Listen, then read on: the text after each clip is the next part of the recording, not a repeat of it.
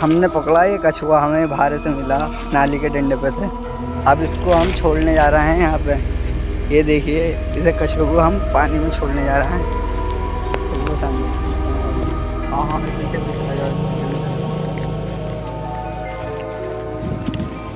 ये आपको दिखाएंगे कितना बड़ा कछुआ है। काफी बड़ा कछुआ है। हम इसको उसकी मंजिल पे छोड़ेंगे। हाँ रुको आ जाओ, रुको आ जाओ।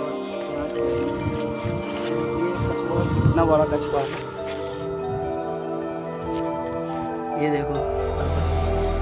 हम इस कछुए को पानी में छोड़ना ही नहीं आए हैं। ये देखिए गाइस, आज हम इसे पानी में छोड़ना है।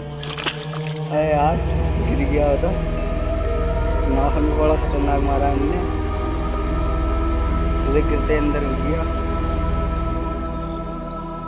चलो गाइस, आज की